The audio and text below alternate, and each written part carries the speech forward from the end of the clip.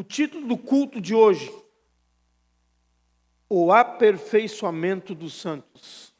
Está aí na tela. Diga comigo: o aperfeiçoamento dos santos. Quando fala santos, ok? Não está falando do time de futebol contra quem o Grêmio está jogando nesse momento. Estou por dentro. Não está falando de time de futebol e não está falando de nenhuma imagem, ok? Porque nós crescemos num país que é de maioria católica. E nós temos uma certa percepção de que santo é aquele que teve que passar por um processo de investigação e depois ele foi verificado se aconteceu milagres através da vida dele, aí vai lá para Roma, lá para o Vaticano, e aí ele passa a ser primeiro um beato e depois ele é canonizado e passa a ser um santo. E aí, depois que ele passa a ser um santo, existem as imagens, então, que são feitas muitas vezes de plástico, outras vezes de gesso, outras vezes, para quem tem mais dinheiro, de ouro, prata, bronze. Mas a Bíblia diz que essas imagens têm olhos e não conseguem ver, têm boca e não conseguem falar, têm mãos e não conseguem tocar. E a palavra de Deus diz assim: sejam iguais a essas imagens que têm olhos e não veem, têm bocas e não falam, têm nariz e não cheiram, têm mãos e não apalpam. Sejam iguais a elas todos os que as fazem, ou seja, o cara que constrói a imagem, mas não somente os que as fazem. Quem é que sabe o que diz no restante do texto, lá em Salmo 115? E também todos os que nelas confiam. Então, aqueles que confiam numa imagem que não pode esticar o braço para salvar, que não tem olhos para enxergar, que não tem boca para falar, sejam como elas. Vão ficar exatamente como elas. Espiritualmente, a pessoa passa a ser como? Cega espiritual, travada espiritual, muda espiritual, surda, não consegue caminhar espiritualmente, não consegue avançar espiritualmente. Por quê? Porque lá no Salmo 115 está escrito isso, não é o pastor que está inventando. Sejam iguais a elas, todos os que as fazem e os que nelas confiam. Então, quando fala em aperfeiçoamento dos santos, o que está dizendo, pastor? Está dizendo que santos são pessoas vivas.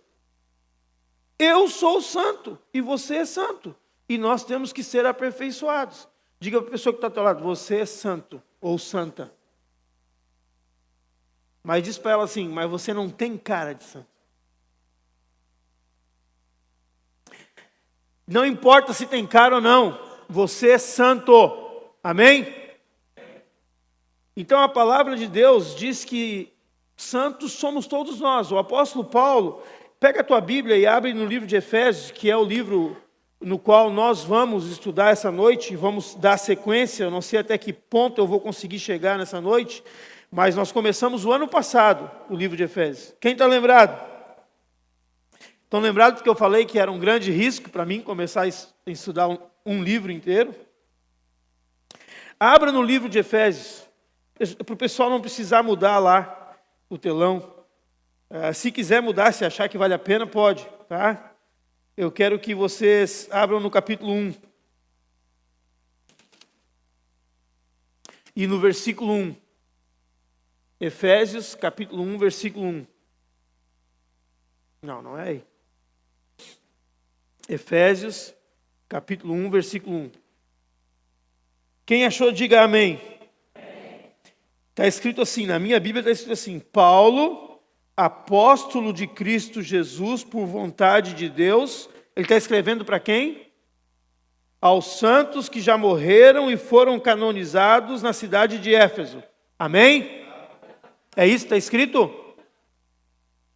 Mas eu achei que para ser santo tinha que morrer primeiro, depois ser eleito e canonizado. O que está escrito aqui na tua Bíblia?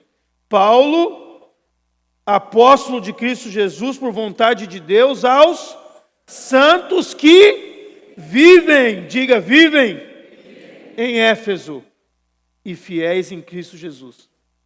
Várias cartas de Paulo ele abre assim. Só abrir a primeira Coríntios vai estar escrito: Paulo, apóstolo de Deus, aos santos que vivem em Corinto. Paulo, apóstolo. Depois você faz um estudo. Sempre pega o capítulo 1 das cartas de Paulo. Vai ser rara a carta dele que ele não abre assim: falando com os santos. Então, quando fala em aperfeiçoamento dos santos, botaram ali, Paulo, apóstolo de Jesus Cristo pela vontade de Deus, aos santos que estão em Éfeso e fiéis em Cristo Jesus. Agora pode voltar para a minha tela, queridos. Então, amados, quando fala em aperfeiçoamento de santos, está falando de aperfeiçoamento de quem? Do nosso aperfeiçoamento. Está falando que nós temos que ser aperfeiçoados. Então eu vou ler um texto longo com vocês e depois nós vamos fatiar ele por etapa. Vamos lá. Efésios capítulo 4, do versículo 11 até o 16. E ele mesmo concedeu uns para apóstolos, outros para profetas, outros para evangelistas e outros para pastores e mestres. Alguns estudiosos dizem que essa palavra, pastores e mestres, ao invés de um E, tem um hífen ali no original, que o pastor deve ser o mestre da palavra. Então, pastor-mestre. Versículo 12.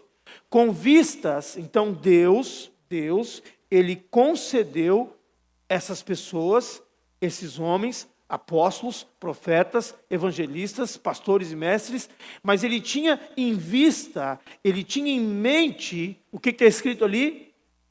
O aperfeiçoamento dos santos.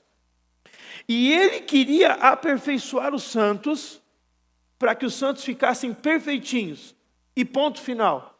Não, ele queria aperfeiçoar os santos, para que os santos viessem a fazer o quê? Desempenhar o seu serviço, porque os santos desempenhando o seu serviço, o corpo de Cristo seria edificado. Versículo 13. Até que todos cheguemos à unidade da fé e do pleno conhecimento do Filho de Deus, a perfeita varonilidade, à medida da estatura da plenitude de Cristo. Então, versículo 14, não seremos mais como crianças, arrastados pelas ondas e empurrados por qualquer vento de ensinamentos. Em algumas linguagens vai estar ventos de doutrinas, de pessoas falsas. Essas pessoas inventam mentiras e por meio delas levam outros para caminhos errados. Versículo 15, pelo contrário, falando a verdade com espírito de amor. Diga, falando a verdade com espírito de amor. Cresçamos em tudo, até alcançarmos a altura espiritual de Cristo, que é a cabeça. É Ele quem faz com que o corpo todo, fique bem ajustado e todas as partes fiquem ligadas entre si por meio da união de todas elas. E assim, cada parte funciona bem e o corpo todo cresce e se desenvolve por meio do amor. Amém? Então a frase-chave de todo esse texto que eu li para vocês, do versículo 11 até o 16, está no versículo 12, que é essa frase aqui: o aperfeiçoamento dos santos. O aperfeiçoamento dos santos. Tudo que acontece numa igreja que quer ser verdadeiramente bíblica, que quer obedecer à Bíblia, deve ser resultado desse texto aí que a gente leu. O aperfeiçoamento dos santos. Então vamos fatiar, como eu falei. Quando os santos são aperfeiçoados, eles fazem o seu serviço. Está escrito, botei ali em amarelo, para o desempenho do seu serviço. Letra B. Quando eles fazem o seu serviço, o corpo é edificado, para a edificação do corpo de Cristo. Quem faz o serviço? Vocês, os santos, ok? Daí o corpo cresce, é edificado. Letra C. Então teremos a unidade da fé. Está escrito, versículo 13. Até que todos cheguemos à unidade da fé. Letra D. Teremos então o pleno conhecimento do Filho de Deus. Está escrito no texto que a gente leu. Nós vamos chegar à unidade da fé e ao pleno conhecimento de Jesus Cristo, do Filho de Deus. Letra E. Depois de termos, está errado ali, teremos, né? Termos. Homens, varões, depois que a gente se torna, então esses santos passam a ser maduros, varões, com estatura, com a altura de Cristo. A palavra, eu botei em vermelho ali, no grego é katartizo. que significa perfeição, significa maturidade, significa estar equipado para uma guerra, estar preparado, ok? Tudo isso está incluído nessa palavra. Mas ela muitas vezes é traduzida como perfeito. Então, na letra E diz que depois que os homens chegam nessa estatura, a perfeita varonilidade. O que é varonilidade? Virou um varão, virou um homem já, maduro, já não é mais um neném, não é uma criança. Varão significa um homem maduro, diga, homem maduro. E aqui está falando o homem e a raça humana, tanto o homem como a mulher não podem mais ser crianças. A perfeita varonilidade, a medida da estatura da plenitude de Cristo. Letra F. Quando chegamos nesse amadurecimento, não seremos mais como crianças, de um lado para o outro. O que acontece quando a criança vai de um lado para o outro? Vai de um lado para o outro, sendo arrastada por todo o vento de doutrina. Diz assim no versículo 14. Então, não seremos mais como crianças, arrastados pelas ondas e empurrados por qualquer vento de ensinamentos. Letra G. Depois disso, vemos no versículo 15 que diz que vamos evangelizar em amor. Como assim evangelizar em amor? Sim, o versículo 15 diz assim, pelo contrário, ao invés de ficar que nem criança de um lado para o outro, pelo contrário, falando a verdade com espírito de amor. Quando é que eu falo a verdade? Quando eu estou evangelizando, quando eu estou falando a respeito de Jesus. E aí o próprio corpo de Cristo vai ter o seu crescimento. Letra H, lê comigo aí. E se evangelizarmos em amor, vai acontecer o quê? Um crescimento pleno. No versículo 15, na parte B, está escrito assim, quando nós falamos a verdade em amor, cresçamos em tudo até alcançarmos a altura espiritual de Cristo, que é a cabeça. Amém? Em outras palavras, amados, tudo que vai acontecer até o versículo 16 desse texto que a gente leu, tudo que vai acontecer depende do versículo 12. E o que diz o versículo 12? Que os santos precisam ser aperfeiçoados. Isso é chave para uma igreja saudável. E homens como eu, que sou um pastor e mestre, e outros pastores, são levantados por Deus para fazer isso, para te ajudar a amadurecer, para te ajudar a ficar cada vez mais perfeito, ao aperfeiçoamento dos santos.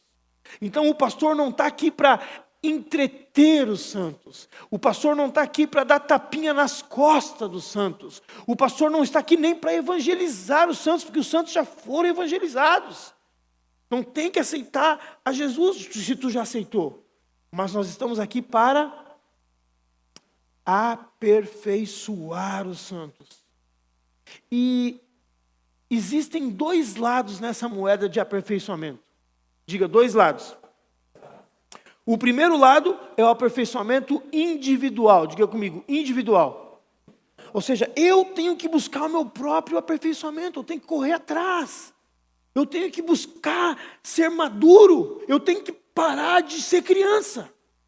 E depois que nós obtemos esse aperfeiçoamento individual, aí nós temos que pensar no aperfeiçoamento do corpo, na unidade da fé, onde todos andam juntos, como um corpo unido, como diz a palavra de Deus. Amém, queridos?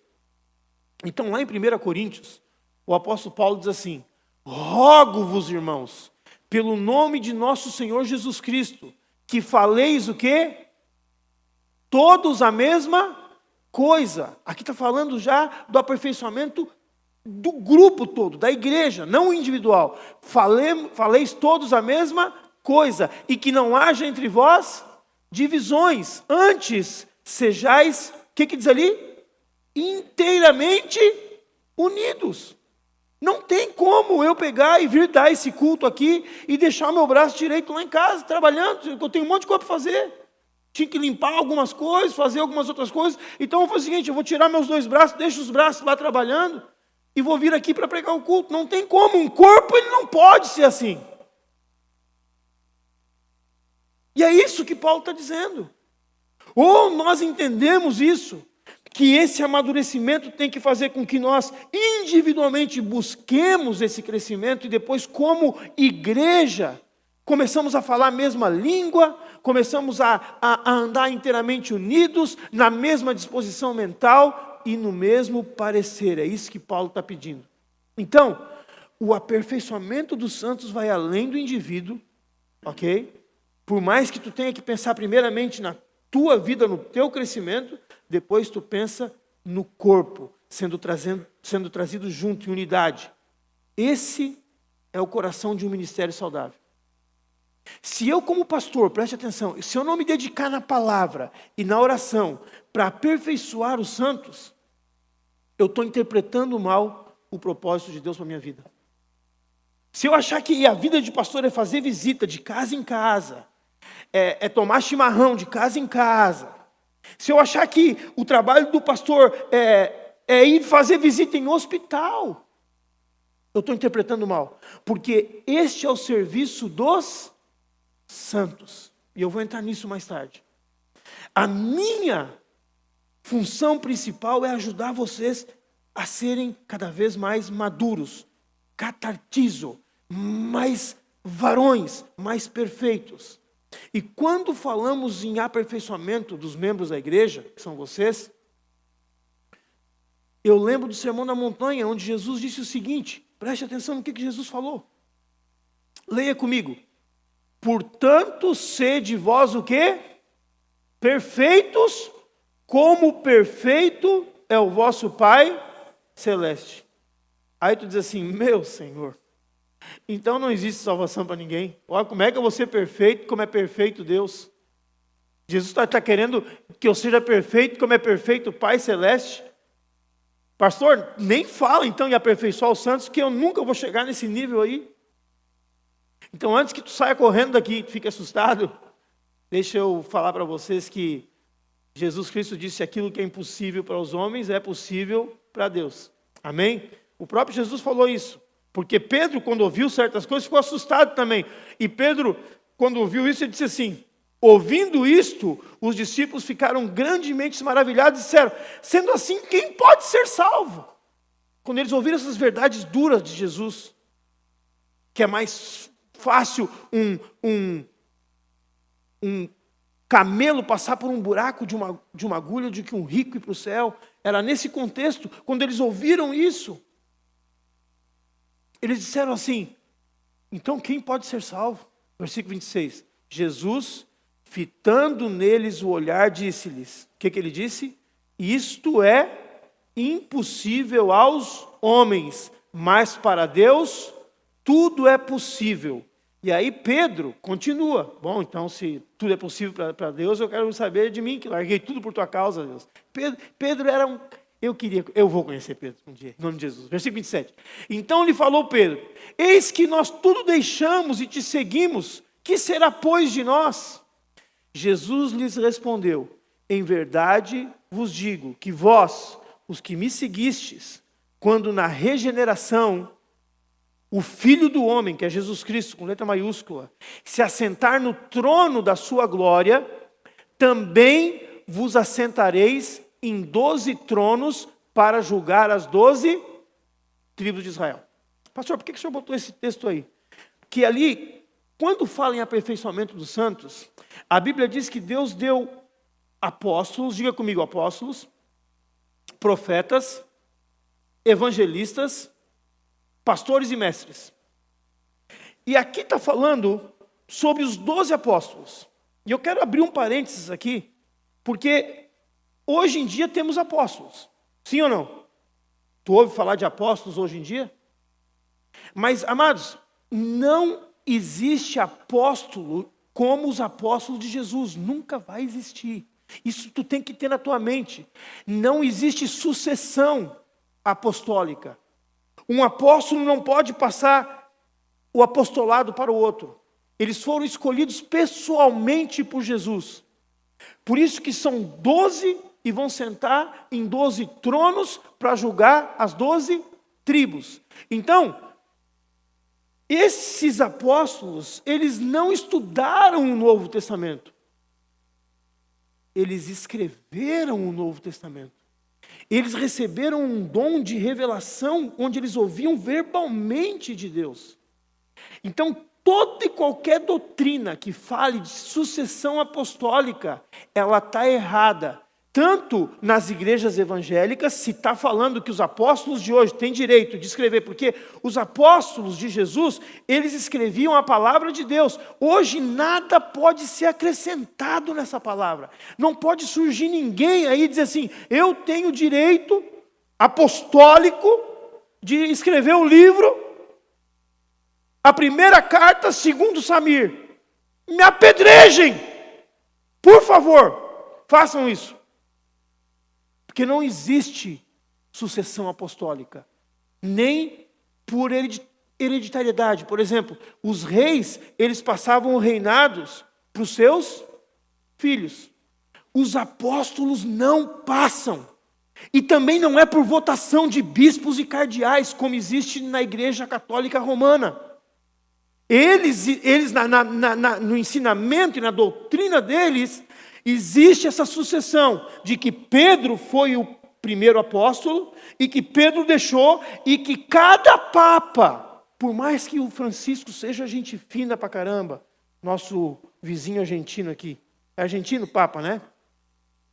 É argentino, Francisco, Papa Francisco. Por mais que ele seja um homem bom, ele não pode simplesmente pegar um caderno agora e escrever algo que tem o mesmo valor que a Bíblia.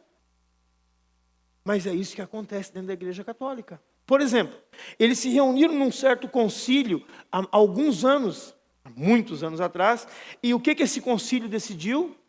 Que Maria, a mãe de Jesus, nunca morreu. Ela foi assunta aos céus. Até a palavra assunta parece, né? O que significa assunta? Ela ascendeu aos céus, ela subiu aos céus. Outra coisa que eles decidiram, porque tudo que o Papa fala na Igreja Católica tem o mesmo peso que a palavra. Isso não existe. São 12 apóstolos e a única dúvida que tu pode ter é quem tomou o lugar de Judas. Aí tu pode ter essa dúvida. Foi Matias ou foi Paulo? Essa eu deixo contigo para te decidir. Na minha opinião, todos os apóstolos de Jesus foram chamados por Jesus. E Matias, no meu ponto de vista, isso é o pastor que está dizendo, não é assim diz o Senhor, é assim diz o pastor. No meu ponto de vista, Matias não foi escolhido pelo Senhor Jesus. Na verdade, o Espírito Santo nem tinha vindo ainda em Pentecostes, quando eles jogaram as moedas lá, fizeram as sortes e decidiram entre Matias e outro, para tomar o lugar de Judas. Mas depois, um certo Saulo de Tarso estava perseguindo a igreja a caminho de Damasco, e ele é interrompido, e ele é jogado ao chão.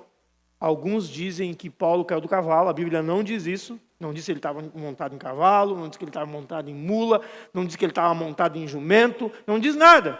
Para mim ele estava caminhando, só diz que Deus jogou ele no chão. Pá! E aí Jesus disse, Saulo, Saulo, por que me persegues? E Saulo responde, quem és tu, Senhor? E aí Jesus responde, eu sou Jesus a quem tu persegue. E aí Jesus chama ele para ser apóstolo. Então, no meu ponto de vista, nessas 12, leia comigo ali, na regeneração, quando o Filho do Homem se assentar no trono da sua glória, também vos assentareis em 12 tronos para julgar as 12 tribos.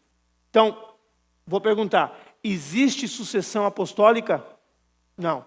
Existe alguém hoje com poder de revelação bíblica, assim como os profetas do Antigo Testamento, que escreveram a palavra de Deus, assim diz o Senhor, e como os apóstolos do Novo Testamento, ou os seus companheiros, que andavam intimamente ligados com eles, que muitas vezes os apóstolos só ditavam, por exemplo, o Evangelho de Marcos.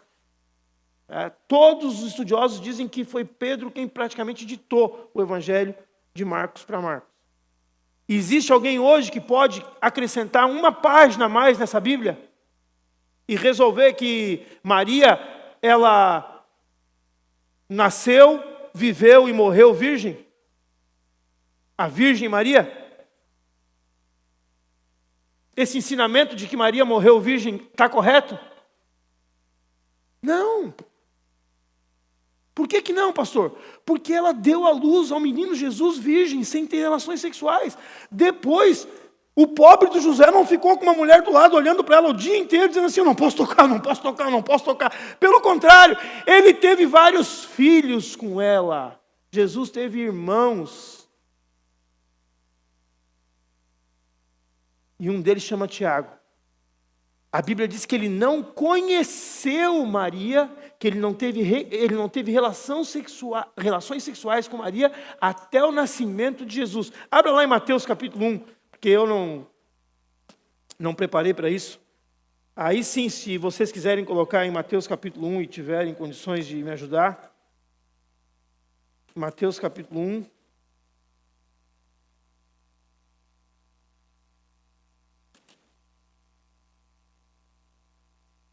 Versículo 20, vamos pegar no versículo 22 em diante.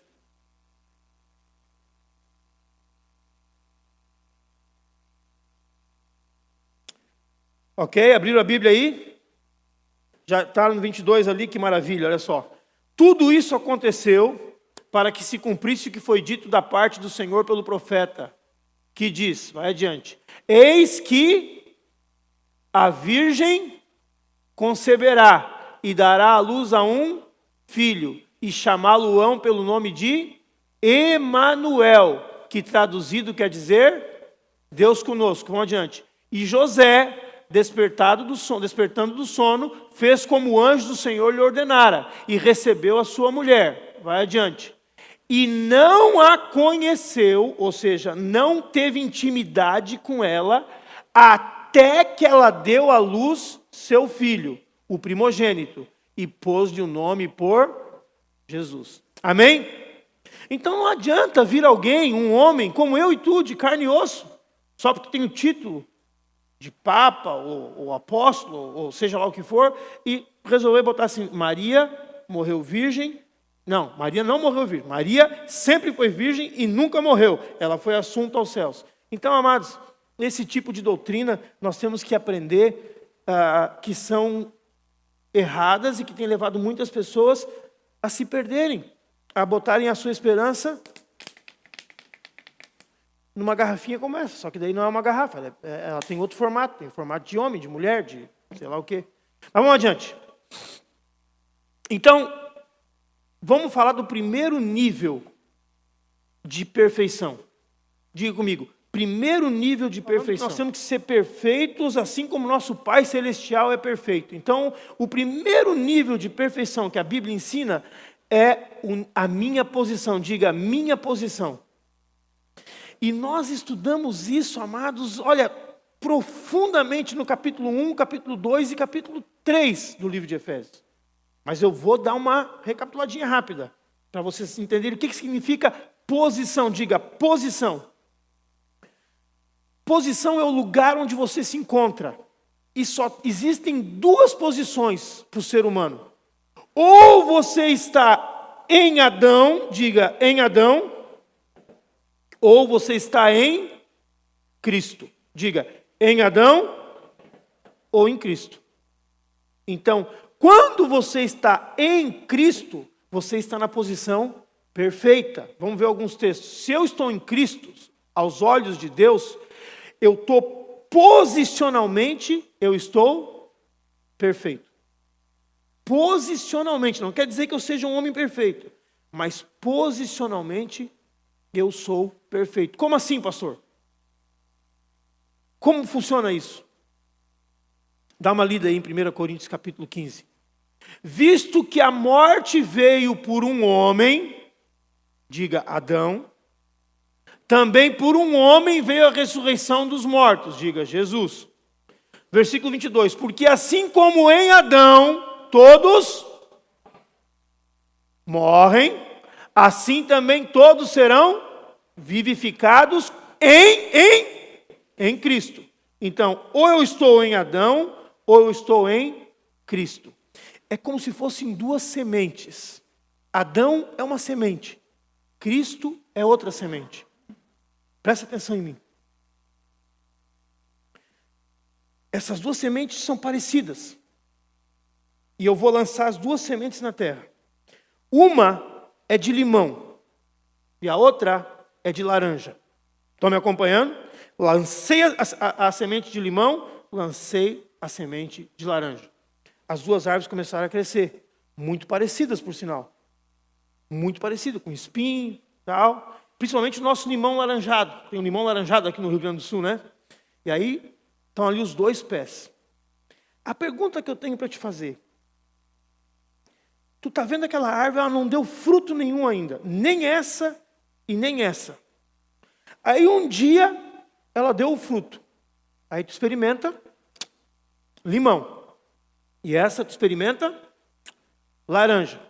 A pergunta que eu tenho para te fazer é, essa árvore de limão passou a ser um limoeiro só depois que deu o primeiro fruto? Ou sempre foi um limoeiro desde o início, desde a semente? E essa de laranja, desde a semente. Então, quando nós estamos em Adão, nós estamos plantados numa semente azeda, numa semente ruim. E cedo ou tarde, quem está em Adão vai dar fruto. Então, por isso que a Bíblia diz que tu já nasceu no pecado. Não é assim, ó. A criança nasce bonitinha, santinha, lindinha, não é pecadora, daí um dia está caminhando, está com 12, 13, 14 anos, aí ela viu uma carteira esquecida aqui, e ela disse, vou pegar essa carteira. No momento que ela pegou essa carteira, aí ela passou a ser pecadora. Não! Essa criança já nasceu em Adão, já nasceu no pecado. E justamente por ter nascido no pecado, quando ela viu a carteira, ela deu o fruto. Então a palavra de Deus diz que ou você está em Adão, ou você está em Cristo. Ou você é limão, ou você é laranja. Essas são palavras minhas, ok? Vamos ver outro texto aqui. 2 Coríntios capítulo 5, versículo 17. E assim, se alguém está em Cristo, é o quê? Nova criatura. As coisas antigas já passaram. Eis que se fizeram novas.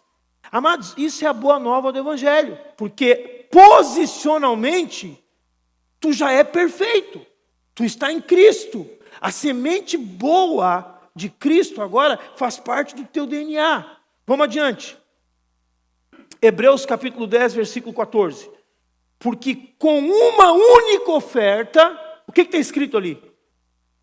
Aperfeiçoou, diga, para sempre. Quantos estão sendo o quê? Santificados. Tu poderia ler melhor se tivesse escrito assim, ó. Aperfeiçoou para sempre todos quantos estão sendo santificados. E aí fica algo muito interessante para vocês prestar atenção nesse versículo. Se Ele me aperfeiçoou para sempre, como é que eu ainda estou sendo santificado? Olha para mim aqui. Presta atenção. Se Deus me aperfeiçoou para sempre, como então está dizendo ali que nós estamos sendo santificados? Porque esse aperfeiçoamento para sempre é a tua posição em Cristo. Diga, eu estou em Cristo, eu sou perfeito em Cristo. Nós vamos falar sobre a santificação. Então, amados, existe esse aperfeiçoamento para sempre. Não é no sentido do nosso dia a dia. No nosso dia a dia nós ainda estamos sendo santificados, como diz esse texto de Hebreus. Ou no nosso dia a dia nós precisamos ser aperfeiçoados, como diz o texto de Efésios que estamos aprendendo. Nós somos perfeitos para sempre na nossa posição em Cristo. Então, quando eu entrego a minha vida para Jesus, e eu digo, agora eu estou em Cristo, a Bíblia diz que a justiça de Jesus, a justiça dele é imputada, diga imputada. Ela é creditada, ela é colocada na minha conta. Tu sabe o que significa amputar, não sabe? cortar uma perna fora, amputar uma perna. Mas imputar significa colocar. E eu não tenho tempo para isso, mas se eu pudesse, eu abriria o livro de Romanos agora e ensinaria para vocês aquilo que quem está na expedição divina, principalmente na fase 1, a gente explica muito bem essa parte. No capítulo 13 e capítulo 4, a justiça que veio do alto sobre nós, ok? E nós recebemos essa justiça, e no capítulo 4 do livro de Romanos, por mais de 11 vezes tem essa palavra, acreditar, imputar, atribuir justiça a quem não tinha. É isso que está falando. Então, quando eu recebo a Jesus Cristo, a justiça de Jesus é imputada em mim, é colocada sobre mim. Eu sou nascido de novo, e eu sou nascido de uma semente boa. Na verdade, a Bíblia diz de uma semente incorruptível, que não tem como se corromper nunca mais. Por isso que tu está aperfeiçoado para sempre. Isso é ou não é uma boa nova, amados? Se tu tem essa convicção e essa compreensão de que Deus está te dando isso de graça, dizendo eu te salvei, tu é meu, tu está em mim, não importa se no processo de santificação tu vai precisar apanhar um monte para aprender, mas tu já tem a semente boa, tu está em Cristo. Eu passo a ter natureza divina. Leia comigo 2 Pedro capítulo 1, versículo 4. Pelas quais nos têm sido doadas as suas preciosas e muito grandes promessas, para que por elas vos torneis o quê? Coparticipantes da natureza divina, livrando-vos da corrupção das paixões que há no mundo. 1 João capítulo 3, versículo 9. Todo aquele que é nascido de Deus, se eu entreguei minha vida, eu nasci de novo, todo aquele que é nascido de Deus não vive na prática do pecado, pois o que permanece nele é o quê? A divina semente. Ora, esse não pode viver pecando. Por quê? Porque é nascido de Deus. Então deixa eu te dizer uma coisa. Posicionalmente, diga posicionalmente, nós somos perfeitos. Nós não temos manchas. Não temos rugas. Diga assim, somos a noiva de Cristo. Amém? E essa perfeição, preste atenção, vem através da nossa salvação. No dia em que tu recebeu a Jesus no teu coração, tu saiu de Adão e tu passou para Cristo. E essa é a tua posição hoje. Tu recebeu a justiça que vem do alto.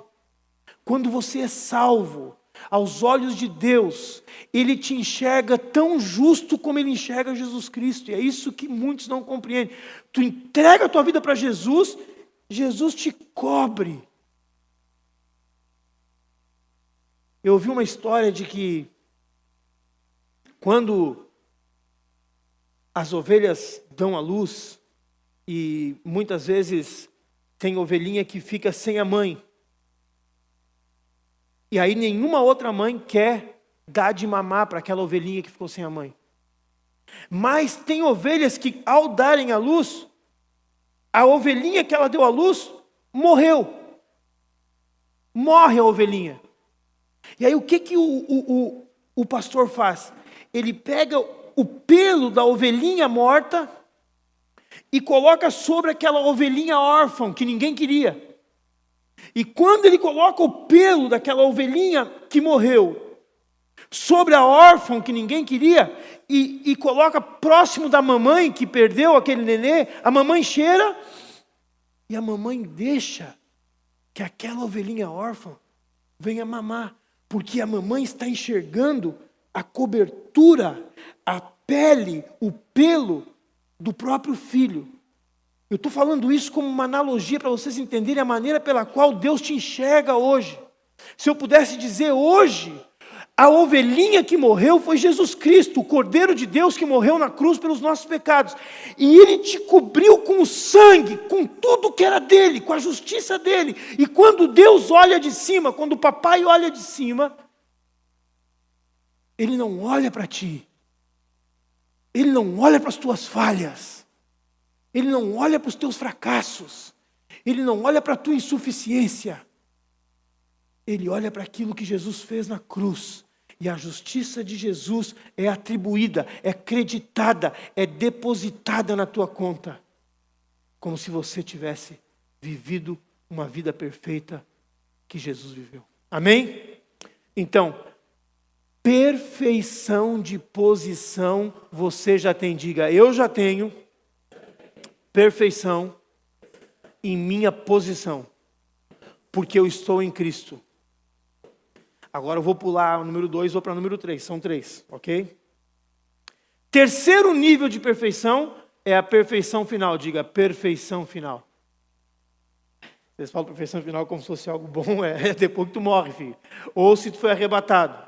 É a perfeição da glória, ok? Então, nós já temos a segurança de estarmos em Cristo. E por estarmos nessa posição em Cristo, nós somos perfeitos. A Bíblia fala dessa outra garantia, que é a perfeição final. Leia comigo, Hebreus capítulo 12, versículo 22 até o 24. Mas tendes chegado ao monte Sião, e à cidade do Deus vivo, que é Jerusalém celestial, e a incontáveis hostes de anjos, inúmeros anjos, e a uma reunião, uma assembleia de pessoas universal, do mundo inteiro, muita gente. Tu conseguiu chegar nesse lugar. Versículo 23. Igreja dos primogênitos, arrolados nos céus.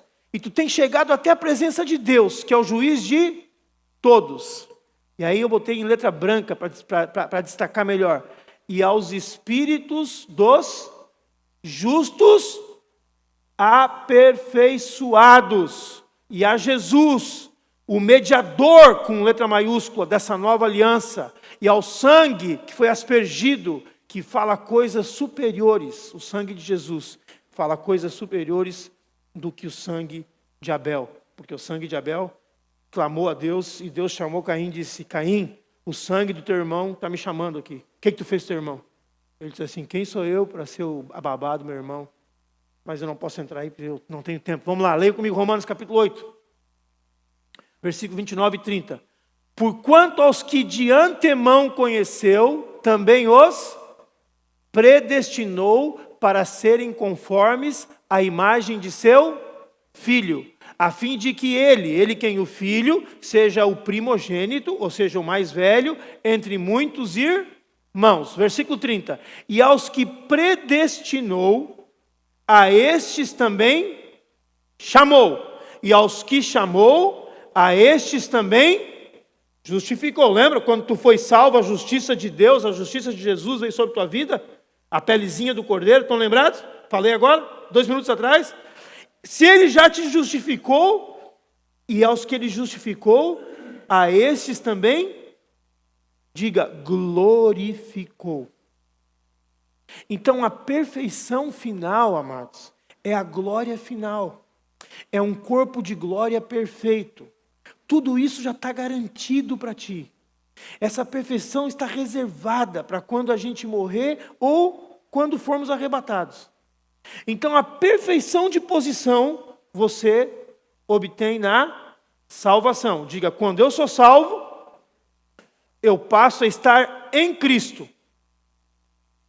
E a perfeição final você obtém na glorificação. Diga, glorificação. Agora preste atenção, preste atenção.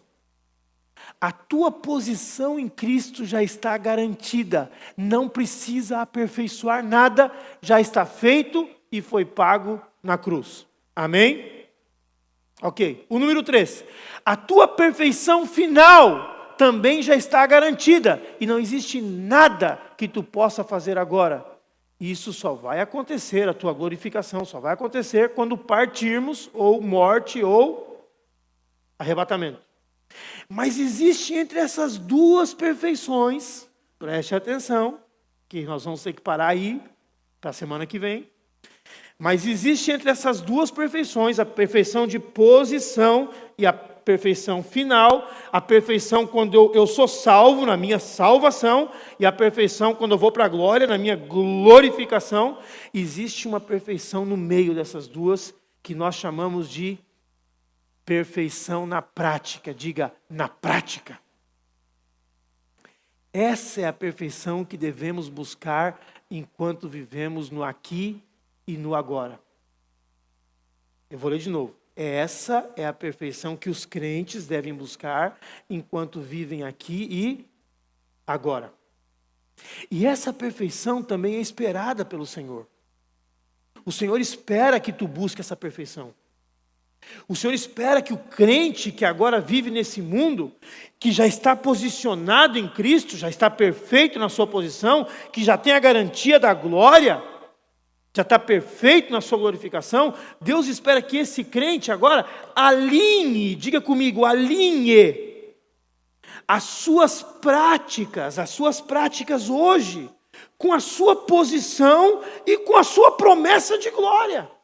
Então eu não posso dizer que eu estou em Cristo e que um dia eu vou para a glória e continuar vivendo como se nada tivesse acontecido. Aí é só blá, blá, blá. Então, em outras palavras, amados, nós devemos mostrar mudança de vida, de forma prática, de forma real e de forma verdadeira, se realmente nós já temos as outras duas perfeições. Eu vou repetir. Devemos mostrar mudança de vida, de forma bem prática, bem real e bem verdadeira, se nós realmente já temos as outras duas. Senão, tu só está falando que tu tem, mas tu na verdade não tem.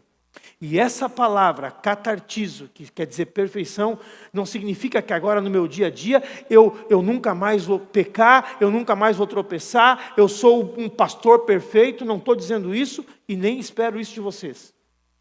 Significa simplesmente que eu estou amadurecendo, que eu estou me alinhando com a minha posição em Cristo e com a minha esperança de glória. Que eu estou virando um cristão adulto, que eu estou virando um cristão completo, que eu estou virando um cristão equipado para a guerra. Não existe maior tragédia do que um cristão infantil. Deixa eu dizer de novo, não existe coisa pior do que um cristão que não cresce. É o que diz o versículo 14, leia comigo. Então, não seremos como crianças, arrastados pelas ondas e empurrados por qualquer vento de ensinamentos de pessoas falsas. Essas pessoas inventam mentiras e por meio delas levam outros para caminhos errados. Deus não quer que tu continue sendo como uma criança. Não é porque tu foi salvo, diz, agora eu tenho a salvação, tu vai continuar agindo como criança. Por 10, 20 anos numa igreja, sem nenhuma maturidade. Deus quer que sejamos maduros na nossa prática. Então preste atenção. Número 1, perfeição de posição, você ganha na... Número 3, perfeição final, você ganha na... E número 2, perfeição prática, você ganha através da sua santificação. Santificação é o processo de amadurecimento como cristão. E a Bíblia fala muito sobre santificação. Então, eu não estou aqui como pastor para te aperfeiçoar na tua posição em Cristo. O próprio Jesus Cristo já fez isso. Eu não estou aqui para te dar a tua perfeição final. Quem sou eu? O próprio Deus vai te dar um corpo de glória. Mas a minha tarefa é trabalhar em te amadurecer, como igreja e individualmente, no aqui e no agora. Essa é a minha função. E é sobre isso que esse texto de Efésios, que a gente abriu, do versículo 11 até o 16, vai tratar. Como eu, pastor, mestre, como os pastores dessa igreja, como que aqueles que são mais maduros devem ajudar no aperfeiçoamento dos santos, para que os santos possam efetuar o seu serviço, e efetuando o seu serviço, o corpo seja edificado, a verdade seja anunciada em amor, e o próprio corpo cresça em santidade, saudável. E a grande verdade é a seguinte, amado. Quando eu conseguir ajudar vocês é que vão fazer a obra do ministério. Lembra que eu falei no início? Não deve ser o pastor que faz visitas em hospitais. Isso foi mudado. Foi mudado por uma mentalidade ocidental, onde tem a pessoa que é paga para fazer o serviço e os membros da igreja, que são os leigos. Diga leigos e o clero. Isso tem muito na igreja católica. Mas não é só na católica, tem na batista, tem na presbiteriana, tem na comunidade, tem na Hope Chapel, tem na quadrangular. A mentalidade de que existem os profissionais que têm que estar sempre fazendo a obra e que a igreja em si, o máximo que faz é botar a mão no bolso e trazer um dinheiro, uma oferta para que a obra continue. Não é o projeto de Deus. O projeto de Deus é o ministério de todos os santos. Todos vocês devem ser ministros. Então, preste atenção. Não deve ser eu que faço visita. Eu faço, mas não está certo. Não deve ser o pastor que faz visita nas casas. Eu faço. Mas o melhor é que os líderes façam. Não deve ser o pastor que evangeliza. Eu evangelizo. Mas a igreja deve falar a verdade em amor. São os santos que devem sair por aí espalhando a verdade em amor. E esse é o trabalho de santos aperfeiçoados. É uma caminhada em busca de maturidade. Eu estava conversando com o pastor Craig, e ele disse assim, que ele brinca com a congregação dele, diz assim: tu não vai querer me ver no hospital te visitando, meu irmão. Porque eu só vou visitar os caras quando eles estão na última. Então não queira ver. Ele diz no púlpito, o teu pastor no teu quarto de hospital. Porque se eu chegar no teu quarto de hospital, é porque os médicos me ligaram dizendo assim, o cara tem pouco tempo de vida. É a única razão pela qual eu vou. 2.000 pessoas na igreja, se ele for visitar cada membro que baixa, por febre, por bronquite, por rinite, por qualquer outra ite, sinusite, imagina, ele vai fazer só isso.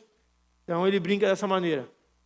Eu vou encerrar porque nós temos que participar da Santa Ceia. Mas veja o que o apóstolo Paulo diz no final da sua segunda carta aos Coríntios. Tá? Ele escreveu 2 cartas. Uma tem 16 capítulos e a outra tem 13. Então são 29 capítulos. No finalzinho, ele diz assim: quanto ao mais, irmãos, o que ele está dizendo? Diga, adeus. Adeus, baby. E aí o que ele diz? Aperfeiçoai-vos. Diga comigo, aperfeiçoai-vos. Consolai-vos. Sede do mesmo parecer. Vivei em paz. E o Deus de amor e de paz estará convosco. Hebreus capítulo 13, também no final. Eu não sei quem foi o autor, acredito que foi Paulo. Cada um tem sua imaginação, não importa. Versículo 20. Ora, o Deus da paz, que tornou a trazer dentre os mortos a Jesus nosso Senhor, o grande pastor das ovelhas, pelo sangue da eterna aliança, o que diz o versículo 21? Vos aperfeiçoe em todo o bem, para cumprirdes a sua vontade, operando em vós o que é agradável diante dele, por Jesus Cristo, a quem seja a glória para todos sempre. Amém. E Pedro diz o seguinte: ora, o Deus de toda graça, 1 Pedro capítulo 5, versículos 10 e 11. Ora, o Deus de toda graça, que em Cristo vos chamou à sua eterna glória, depois de teres sofrido por um pouco, Ele mesmo vos há de aperfeiçoar, firmar, fortificar e fundamentar. A Ele seja o domínio pelos séculos dos séculos. Amém.